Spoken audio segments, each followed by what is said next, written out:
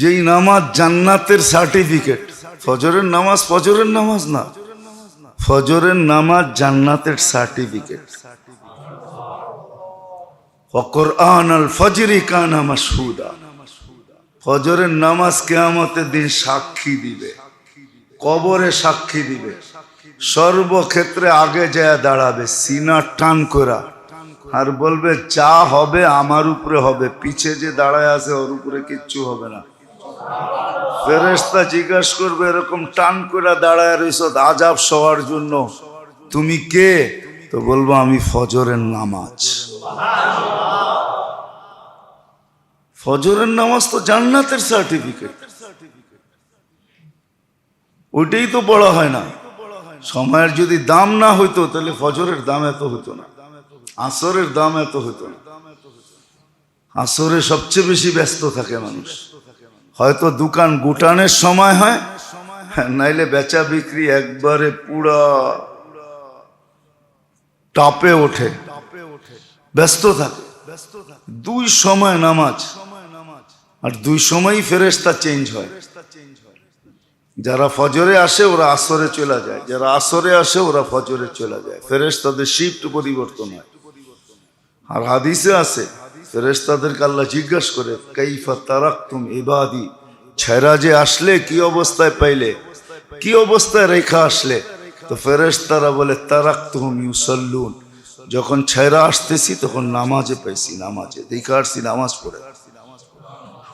আবার জিজ্ঞাসা করে কাইফা ওয়াজাদতুম ইদা আতাইতুম, যখন আসছিলে তখন কেমন পাইলে? তো ফেরেশতারা আল্লাহ জানে, তারপরও জিজ্ঞাসা করে। তো বলে যখন আসতেছিলাম তখনও নামাজে পেয়েছি। তো আল্লাহ বলেন, লম্বা হাদিস, আল্লাহ বলেন পুরাটা নামাজ লিখা ফেলো। কি চায় আমার কাছে? নামাজের মাধ্যমে কি চায়? জান্নাত, দিয়া দাও। কিসের তে বাঁচতে চায়? দুজকের থেকে, নাম কেটে দাও। সত্য এটাই, এই জন্যই সময়ের দাম। আল্লাহর কাছে তো দাম আছে, রসুলের কাছে তো দাম আছে, কিন্তু দাম, দুঃখ তো যে আমার কাছে দাম নাই। দুঃখ তো এইখানে যে আমার কাছে দাম নাই, আমার কাছে দাম নাই। নাইলে তো উচিত ছিল, উচিত ছিল সারা বাংলাদেশ ঘুরলে একজনও পাওয়া যাবে না যে ফজরে আসছে জুমা পড়া বাসায় যাব। আজকে জুমার দিন, পুরাটা সময় দিয়া দিব। দুরুদ পড়বো মসজিদে বসা বসা, সূরা কাহাফ পড়বো মসজিদে বসা বসা, কোরআন তেলাওয়াত করবো মসজিদে বসা বসা। বাংলাদেশে নাই কিন্তু অন্য দুনিয়ায় আছে, আমি দেখছি অন্য দুনিয়ায় আছে। আফ্রিকার মানুষগুলা কালো বটে, দেখলে আমরাও হাসি, গরিবও বটে, কিন্তু ওদের ওইখানে আছে, প্রথা আছে, ফজরে আসে জুমা পড়া তারপরে বাসায় যায়। আমি নিজে চোখে দেখছি, এই জন্য বলতেছি, শুনলে বলতাম না। আমি নিজে চোখে দেখছি, ফজর পড়তে আসছে, বসে গেছে মসজিদে, ফজরের সময় গোসল করে চলে আসছে, জুমার গোসল করে চলে আসছে। কেন? জুমা তো শুরু হয় বৃহস্পতিবার দিন সূর্য ডোবার থেকে, জুমার গোসল করে ফজরে চলে আসছে। ওই মসজিদে পড়তে পড়তে পড়তে পড়তে জিকির করতে করতে হয়তো ঘুমায় গেছে, উঠা আবার উজু করে জুমা পড়া বাইরে গেছে। আছে, ওরকম দেশে আছে। বলবেন কাজ নাই, কাম নাই, গরিব মানুষ, খাওন নাই, কি করব? মসজিদে পড়া আছে, আমগো তো কাজ কামের অভাব নাই, ঠিক না? খাওনের তো অভাব নাই, ঠিক না? ফ্রিজ তো বড়াই থাকে, ঠিক না? হ্যাঁ, কি বলেন? কার ফ্রিজ এরকম আছে যে খালি আছে? কারো ফ্রিজ খালি নাই, ঠিক না? কুরবানি ঈদ আসতেছে, এখন আরো ফ্রিজ বেচা বিক্রি বেশি হবে, ঠিক না? কি বলেন? নর্মালটা বিক্রি হোক আর না হোক, কমসে কম ডি ফ্রিজ তো বিক্রি হবে, ঠিক না? কেন? কুরবানির গোস্ত রাখার লেগা। আমাদের তো প্রত্যেক কামরায় কামরায় ফ্রিজ, আমাদের তো খাওয়ানোর অভাব নেই, আমরা মসজিদে থাকবো কেন, ঠিক না? তো মেরে দোস্ত আসেন, সত্য এটি, কেটে যেতেছে সময়। এই জন্যই হাদিস আমাদেরকে স্মরণ করাইছে, তুমিও একদিন আফসোস করবে, জান্নাতে যাওয়ার পরও তোমার ভিতরে এই অনুভূতি আসবে যে হায় সময়গুলা কোন কাজে কাটলো। লা ইয়াতাহাসসার আহলুল জান্নাতি ইল্লা আলা সাআতিন মাররাত বিগাইরি যিকরিল্লাহ। আল্লাহ স্মরণ ছাড়া কেটে গেছে, ওই সময়গুলা স্মরণে আসবে, স্মরণে আসবে। আজকে বলা হইতেছে, কেউ তালাশ করে না যে জিকাদা এই মাসে কি আমল আছে, জিলহজ্জা কি আমল আছে। আমার তো মন চায়, যদিও উলামা একরাম বলবে এটা বেদাত হয়ে যাবে, কিন্তু আমার তো মন চায় যে আমার সমাজটা যদি এরকম হইতো, শেষ 10 দিন যেরকম এতেকাফে বসে যেত, মুসলমানও যদি জিলহজের প্রথম 10 রাত্র মসজিদে বসে যেত, ঘরে না কাটাইতো। সবার ভিতরে যদি রমজানের শেষ 10 দিনের মতো ইহতেমাম হইতো, ওয়ালায়ালিন আশ ওয়াশফি ওয়াল ওয়াতর, আল্লাহ যে 10 রাত্রের কসম খাইছেন, এরকম যদি হইতো, শুক্রবারটা যদি এরকম হইতো যে ফজরের পর থেকে মসজিদে জায়গা নেওয়া শুরু করছে, যে দেখি উটের সোয়াব যায় তো যায় কই, এই প্রতিযোগিতা হইতো। সবাই যদি দুরূদ শরীফ পড়তো, নেশাব বান্ধা নিত যে শুক্রবারে আমি সারা দিনে 2-4-5 হাজার বার দুরূদ পড়ব। যদি 5,000 বার হইতো তাহলে 4 সপ্তাহ, 4-5 20, 20,000 হইতো প্রতি মাসে দুরূদ পড়া। 12 দুগুনি 24, 2,40,000 হইতো মাসে, বৎসরে এক বিরাট বড় কোয়ান্টিটি হইতো আমার কাছে দুরূদে। হ্যাঁ, মানেন আর না মানেন, দুরূদ পার করবে এই উম্মত। জাহান্নামের থেকে, পুলসিরাতের থেকে পড়া গেল, দীর্ঘক্ষণ লটকায়া থাকবে, ঝুলা থাকবে ধরা। দেখা হবে যে দুরূদ আছে কিনা। দুরূদ যদি জীবনে থাকে তো দুরূদ ছুটে আসবে, একে ওইখান থেকে উঠাবে, পুলসিরাতে দাঁড় করাবে, তারপরে দুরূদ তাকে পার করাবে। দুরূদের দাম কম না, অনেক দাম। আল্লাহ রসুলের ভালোবাসাই তো নাই আমাদের কাছে। ভালোবাসা থাকলে সবকিছু সম্ভব হইতো, যেমন আল্লাহর ভালোবাসা নাই, ঠেইকা আল্লাহরে মানি। কেন অক্সিজেন নিতে হইব, কি করবো, ঠিক না? হায়াত মৌত ওনার কাছে, কি করবো, ঠিক না? কি বলেন? শ্বাসে শ্বাসে ওনার মুখাপেক্ষী, এই জন্য কিছু মানি আর কি, নাহলে তো এটুকু মানতাম না। আল্লাহর দরকারটা কি, ঠিক না? কি রাগ হয়ে গেলেন? এই যে যেটুক মানি, ঠেকায় পুরা মানি, নাহলে তো আমরা এটুকু মানতাম না। এই জন্য আল্লাহর ভালোবাসা আমাদের দিলে নাই। নাইলে প্রবাদ বাক্য তো এটাই সত্য, যদি থাকে বন্ধুর মন নদী পাড়িতে কতক্ষণ। বোঝেন প্রবাদ বাক্য, বোঝেন? এখন তো আর বইতে প্রবাদ বাক্যটা পাওয়া যায় না, আগে পাওয়া যেত। আগে এখন তো আর আদর্শ লিপি পড়ায় না। আদর্শ লিপি পুরাণটা নিয়েন, পিছনে দেখবেন অনেক কিছু লেখা আছে। কি পড়ছেন আপনি? হ্যাঁ, অনেক কবিতা লেখা আছে, ছন্দ লেখা আছে, অনেক মনীষীদের কথা লেখা আছে, ছন্দে ছন্দে লেখা আছে। এখন তো আর আদর্শ লিপি পড়ায় না, পড়ে না কেউ। এখন আদর্শ লিপি কেউ পড়ে না। তো এখন তোর ছন্দ বুঝি না। যদি থাকে বন্ধুর মন নদী পাড়িতে কতক্ষণ। আল্লাহর ভালোবাসা থাকলে সময়ের মূল্যায়ন হতো, আল্লাহর রসুলের ভালোবাসা থাকলে সময়ের মূল্যায়ন হতো। কতটুক ভালোবাসি, এক মহিলার ভালোবাসা আছে কিতাবে। মহিলা ওহুদের যুদ্ধে যখন খবর ছড়ায় গেল যে আল্লাহর রসুল শহীদ হয়ে গেছেন, তো মদিনার থেকে এক মহিলা ছুটতেছিলেন ওহুদের দিকে। একটু দূর যাওয়ার পরে একজনে খবর দিছে, কোথায় চলছ? তোমার স্বামী তো মারা গেছে। তো বলছে, রাখ, স্বামী মারা গেছে, বল আল্লাহর রসুল কেমন আছে। আর একটু আগে গেছে, বলছে তোমার বাপ মারা গেছে, বলছে থো তোর বাপ, বল আল্লাহর রসুল কেমন আছে। একটু আগে গেছে, বলছে তোমার ছেলে মারা গেছে, কয় রাখ ছেলে, বল আল্লাহর রসুল কেমন আছে। একটু আগে গেছে, কয় বড় ভাই মারা গেছে, কয় রাখ বড় ভাই, বল আল্লাহর রসুল কেমন আছে।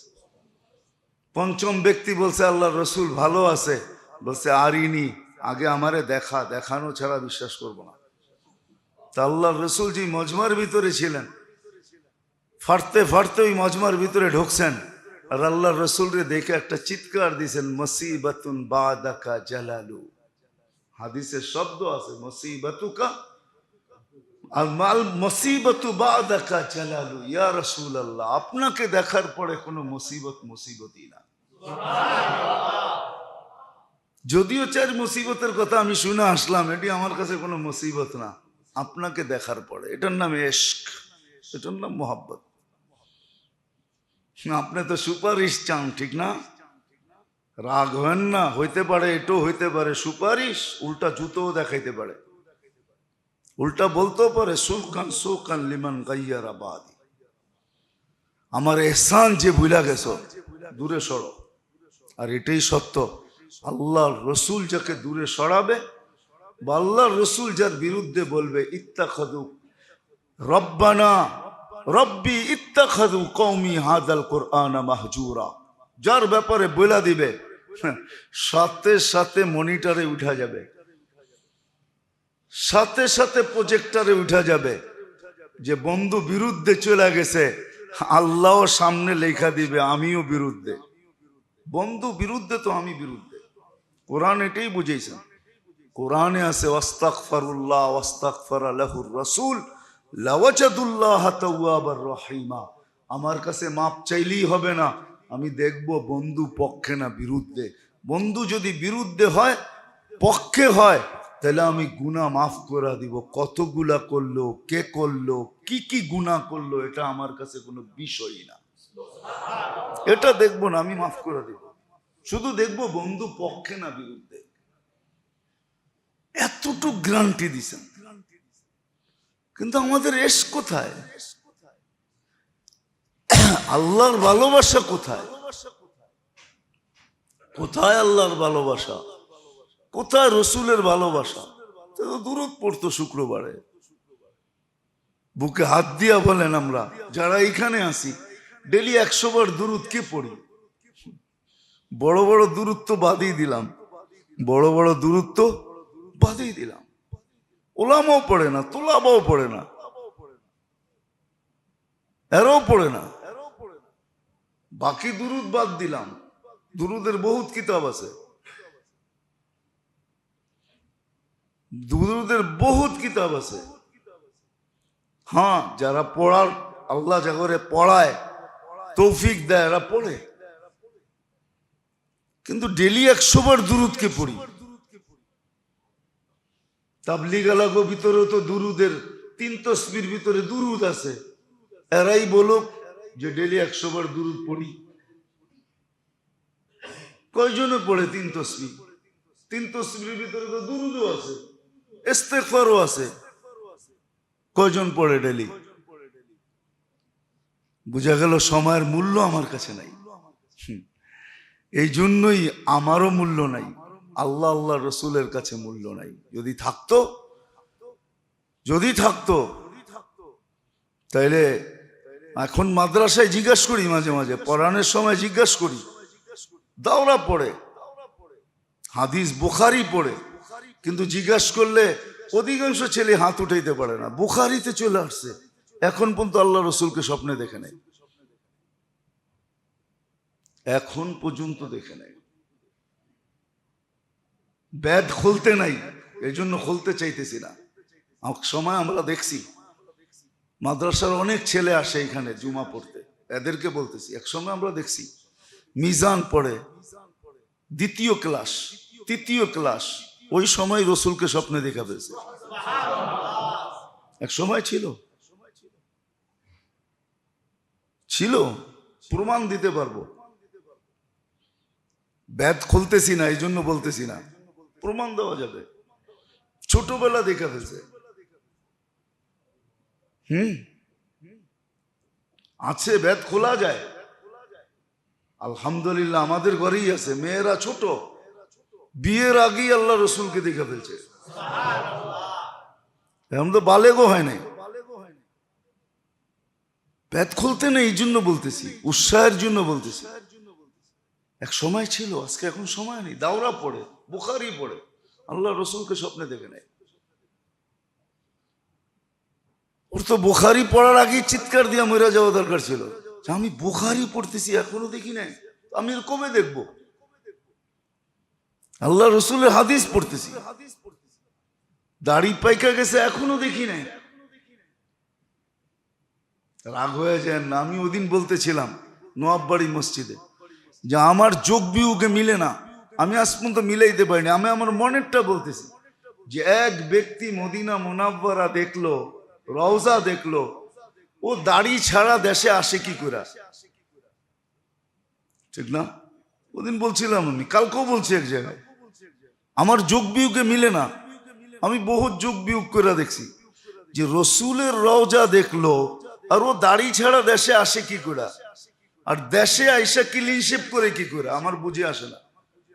আমি যোগ বিয়োগ অনেক করে দেখছি, কোনো মতে মিলাইতে পারতেছি না। এক মহিলার যদি এতটুকু এশক থাকে, বাকিগুলো তো বাদই দিলাম, খুবাইবের কাহিনী তো বাদই দিলাম, আবু দাসানার কাহিনী তো বাদই দিলাম, সাহাবাদের যে আল্লাহর রসুলের এশক ছিল, ভালোবাসা ছিল, ওটা তো বাদই দিলাম। যে মদিনা মুনাওয়ারা দেখলো আর সে দাড়ি ছাড়া দেশে ফিরলো, মদিনা দেখলো আর সে দেশে এসে ক্লিন শেভ করে, এটার যোগ বিয়োগ আমার মিলে না। কেননা সে যখন রওজায় দাঁড়াইছে তো আল্লাহর রসুল তাকে দেখছে, সে যখন সালাম দিছে তো শুনছে, জবাব দেওয়ার হইলে জবাবও দিছে। এতটুক যেখানে হয়ে যায়, তারপরে সেটার ভিতরে হাত দেয় কি করে? আমাকে বুঝান, হাত দেয় কি করে?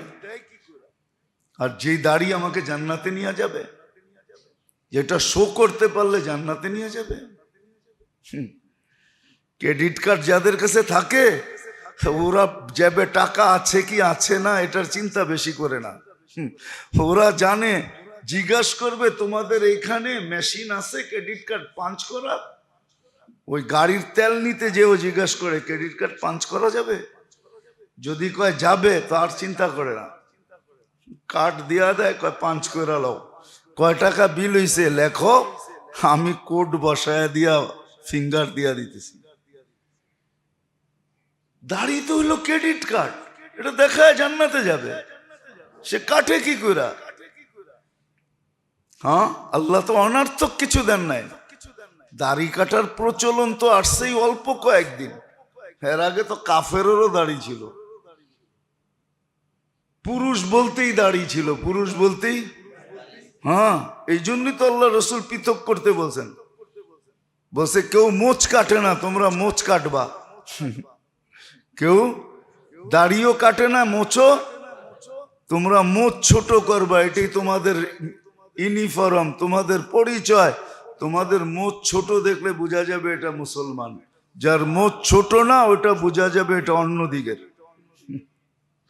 এই জন্য বলছেন কাসসু সাওয়ারি তাওয়িলুল লুহা, দাড়ি লম্বা করো, মোচ কাটা রাখো, পৃথক করছেন। দাড়ি কাটার প্রচলন তো অল্প কয়েকদিন ধরে, আমাদেরকে ইতিহাস পড়াইতে হবে না, আমরা ইতিহাস পড়া তারপরে বলতেছি। এই জন্য আপনি দেখবেন শিখেরা দাড়ি কাটে না, দেখছেন না? কাটে। হ্যাঁ, খ্রিস্টানরা, ইহুদির পাদ্রীরাও দাড়ি কাটে না।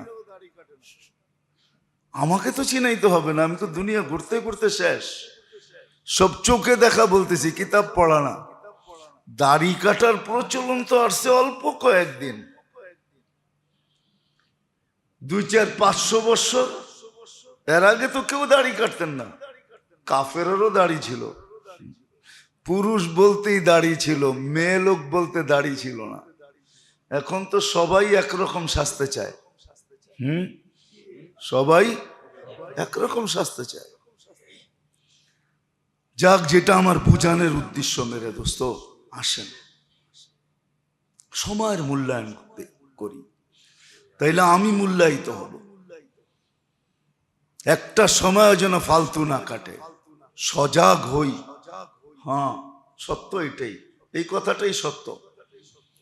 মরার আগে মরো, সজাগ হবে তুমি, কিন্তু এর আগে সজাগ হওয়াটা এটাই সবচেয়ে বড় উত্তম, সবচেয়ে বড় বুদ্ধিমানের কাজ। আমরা একদিন সজাগ হব, কোরআন এটাই ইঙ্গিত দেয় যে একদিন সজাগ হবে, একদিন চিৎকার দিবে।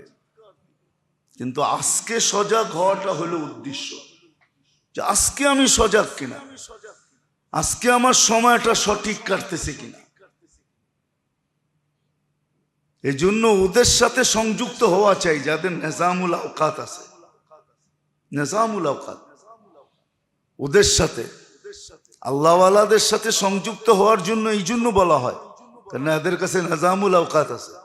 এরা জিজ্ঞাসা করবে তুমি সময়টা কিভাবে কাটাবে, আগে এটা বলো, তোমার সময়টা কিভাবে কাটাবে, অফিসের সময়টা কেমনে কাটাবে, কোন সময়টা কেমনে কাটাবে, কেমনে বুঝাবো আপনাদেরকে বলেন? যার কিছু মিলবে না তার হাতেও তো দেখি তসবিহ, যার কিচ্ছু মিলবে না, কিচ্ছু মিলবে না, বিপরীতটা মিলবে, যার জন্য দাড়ি পাল্লাই দাঁড় করাবে না। আজকাল তো তাদের হাতেও দেখা যায় পোটলার ভিতরে একটা কাপড়ের পোটলা থাকে, প্যাকেট থাকে, এটার ভিতরে তসবিহ হাতে বান্দা জপতেছে, ঠিক না? হায় হায়, আর আপনি পারেন না তসবিহ জপতে। যার এক এক সুবহানাল্লাহর এত মূল্য, আলহামদুলিল্লাহর এত মূল্য, আল্লাহু আকবরের এত মূল্য, লা ইলাহা ইল্লাল্লাহর এত মূল্য, যার ইস্তিগফারের এত মূল্য, যার ইস্তিগফারের এত মূল্য, যার দুরুদের এত মূল্য।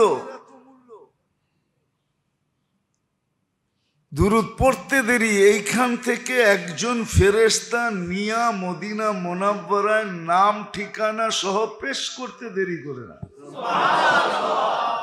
ইন্না লিল্লাহি মালাইকা, আল্লাহর পক্ষ থেকে ফেরেশতা নির্ধারিত আছে, আপনি যেইখানে দুরুদ পড়েন ফেরেশতা ওটাকে নিয়া সযত্নে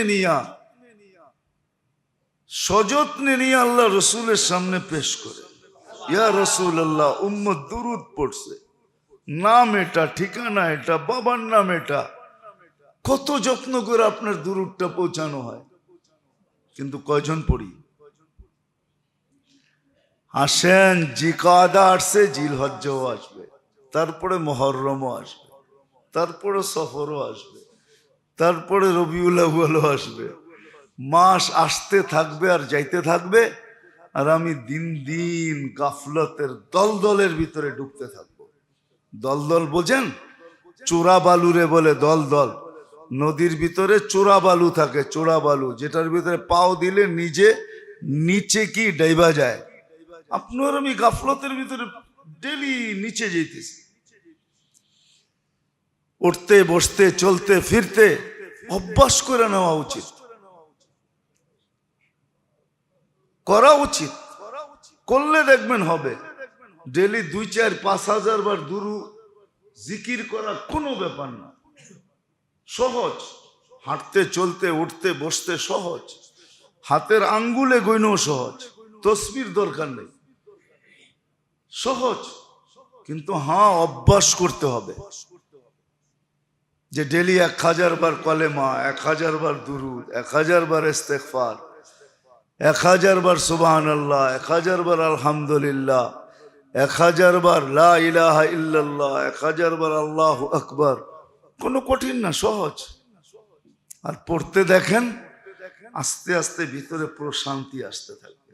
আলা বিযিকরিল্লাহি তাতমাইন্নুল কুলুব।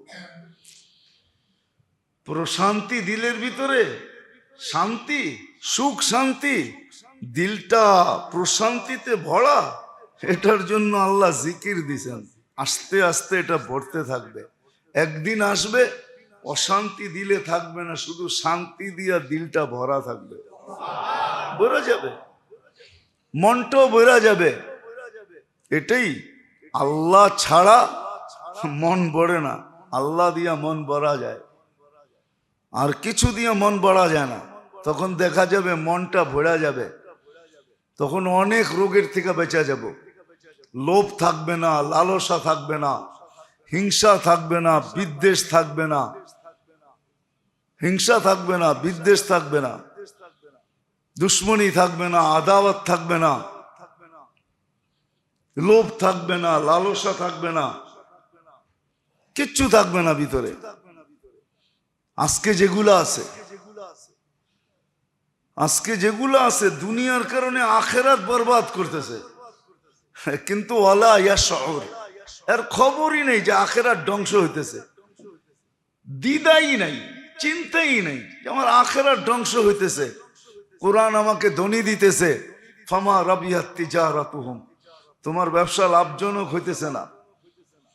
কোরআন ধ্বনি দিতেছে তোমার ব্যবসা লাভজনক হইতেছে না, তোমার আখেরাত বরবাদ হইতেছে। তুমি দেখতেছো দুনিয়া হইতেছে, হোক দুনিয়া দিয়া, রাজিতুম বিল হায়াতিদ দুনিয়া, এটা কোরআনের চিৎকার। তুমি দুনিয়া নিয়ে খুশি হয়ে গেলে, ওয়াল আখিরাতু খায়রুম ওয়া আবকা, আখিরাত চিরদিন, আর এর চেয়ে উত্তম কিছু নাই। এই ধ্বনিগুলা কানে আসবে কিন্তু ভিতরে ঢুকবে না, ভিতরে ঢুকবে না। এই জন্যই তো আফসোস, আমার সমাজের 50% লোক কোরআন পড়তে জানে না, বরং 70% বলা যায়, এর চেয়ে বেশি বলা যায় কোরআন পড়তে জানে না। কারণ আল্লাহর মহব্বত নাই, এশক নাই, আল্লাহর রসুলের এশক নাই, আল্লাহর ইহসান সে জানে না। যদিও কোরআন বলছে ওয়াম্মা বিনি'মাতি রাব্বিকা ফাহাদ্দিস, তুই আল্লাহর নেয়ামতের আলোচনা কর, ভাব যে আল্লাহ তোর উপরে কি নেয়ামত করতেছে। যদিও কেউ তর্জমা করছে, যদিও তর্জমা এটা না, ফাবিআইয়ি আলাই রাব্বিকুমা তুকাযযিবান, উলামা তর্জমা করবে আল্লাহর কোন কোন নেয়ামতকে তুমি অস্বীকার করবে। যদিও আরেকটা তর্জমা একজনে করছে, ফাবিআইয়ি আলাই রাব্বিকুমা তুকাযযিবান, আল্লাহ এক একটা নেয়ামত বলছে আর বলছে ফাবিআইয়ি আলাই রাব্বিকুমা তুকাযযিবান। এটার অর্থ হলো আমি তো তোকে এটা দিলাম, তুই আমারে কি দিলি? মনে হয় বোঝেন নাই। আমি তো তোকে এটা দিলাম, তুই আমাকে কি দিলি? কয় না, আমি তো তোরে এটা দিলাম, তুই আমার জন্য কি করলি? বাতা তুনে মেরে লিয়ে ক্যা কিয়া। এটার তর্জমা হইল বাতা তুনে মেরে লিয়ে ক্যা কিয়া, বল তুই আমার জন্য কি করছ? আমি তো সমুদ্রের নিচে তোর জন্য পাথর বানায় দিছি। প্রবল পাথর সমুদ্রের নিচে হয়, মারজান মুক্তা সমুদ্রের নিচে হয়, পানির নিচে। তোর জন্য তো মুক্তা বানাইলাম, তুই আমার জন্য কি করলি বল? 95টা না 96টা আছে আর রহমানের ভিতরে নেয়ামতের কথা, প্রত্যেকটার পরে আছে ফাবিআইয়ি আলাই রাব্বিকুমা তুকাযযিবান। বল আমি তো তোকে এটা দিলাম, তুই আমাকে কি দিলি? আমি তো তোর জন্য এটা করলাম, তুই আমার জন্য কি করলি? বাতা তুনে মেরে লিয়ে ক্যা কিয়া, বল। বাবার বিষয় এটাই। আসেন, জিলকাদা শুরু, জিলহজ্জাও আসবে, রমজানও চলে গেছে, শাওয়ালও চলে গেছে, জিলকাদা চলতেছে, পরে জিলহজ্জা আসবে, 12 মাস আসবে আর যাবে। 12 মাস আসবে আর যাবে। সময় গড়ায়া সকাল গড়ায়া দুপুর আসবে, দুপুর গড়ায়া বিকাল আসবে, বিকাল গড়ায়া সন্ধ্যা আসবে, সন্ধ্যা গড়ায়া রাত্র আসবে, রাত্র গড়ায়া আবার সূর্য উঁকি মেরা উঠবে। এইভাবে বেল্ট চলতে থাকবে। কিন্তু আমি কতটুকু মূল্যায়ন করতেছি? মূল্যায়ন করতে পারলে না আমার মন বলবে যে আমি মূল্যায়ন পাওয়ার আশা রাখতে পারি। কি একটা ছেলে 12 পরীক্ষা দিয়েই বলতে পারে একটা ছেলে ভালো পরীক্ষা দিয়েই বলতে পারে যে আমি প্লাস পাওয়ার যোগ্য। প্লাস প্লাস পাওয়ার যোগ্য, বুঝেন তো? হ্যাঁ, আমি প্লাস পাওয়ার যোগ্য। আর আরেক ছেলে পরীক্ষা দেয় নাই, বলতেছে ভালো দেয় নাই, বলতেছে ভালো দিছি। তার মনও তাকে ওই সময় ধিক্কার দেয় যে মিথ্যা বলিস তো বলিস কেন? আজকে তো মিথ্যায় আমাদের দ্বিধা নাই কোনো। অন্য আলোচ্য বিষয় চলে যাবে। আজকে আমরা মিথ্যা বলতে দ্বিধা করি না, অথচ আবু জাহেলের মতো আবু সুফিয়ান মুসলমান হন নাই। লম্বা হাদিসের বুখারিতে আছে, প্রথম বলিয়ামে প্রথম দিক দিয়ে আছে, বাবু বাদুল ওহির ভিতরে আছে। রুমের বাদশাহ যখন তাকে কিছু জিজ্ঞাসা করছে, তো সে বলতেছে আমি মিথ্যা বলতে পারতাম, কিন্তু দুই কারণে বলি নাই। একটা তো মিথ্যা বলার পরে আমার মন আমাকে ধিক্কার দিবে যে তুই মিথ্যা বললি কি করে। আরেকটা হলো আমার যে সঙ্গীরা আছে ওরাও পরে বলবে কিরে তুই মিথ্যা বললি কেন। যদিও ওরা আমার মতোই কাফের, মুহাম্মাদুর রাসূলুল্লাহর দুশমন, তারপরে ওরা বলবে তুই মিথ্যা কেন বললি। এই জন্য আমি তার দরবারে সত্য বলতে বাধ্য ছিলাম। আমি সত্য বলছি, কেন আমি আমার মনের ধিক্কার সইতে রাজি না। কিন্তু আমরা তো বিনা দ্বিধায় মিথ্যা বলি, ঠিক না? ঠিক। আবার বলিও মিথ্যা না বললে ব্যবসা হয়, এটাও তো বলি, ঠিক না? মিথ্যা না বললে ব্যবসা কি মিথ্যা ছাড়া হয়?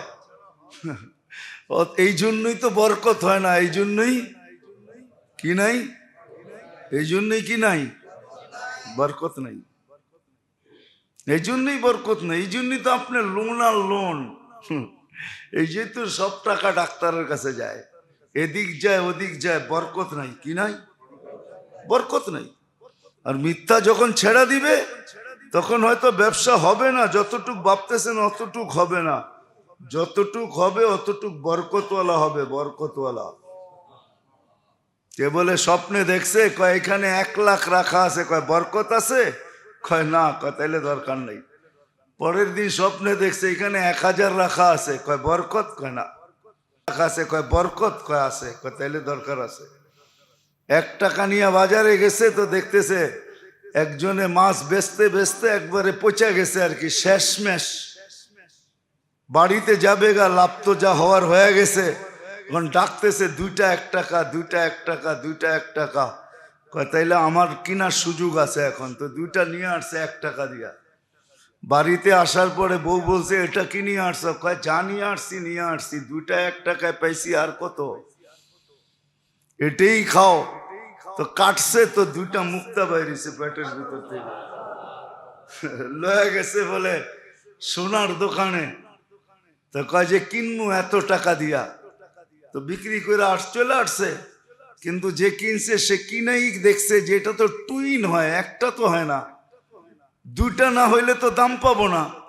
আমি তো কিনা ফেলছি ধোকা দিয়া ওরে, কিন্তু টুইন না হইলে তো আমি যেখানে বেচবো ওইখানে তো দাম পাবো না, ওইখানে তো টুইনের উপরে দাম হবে।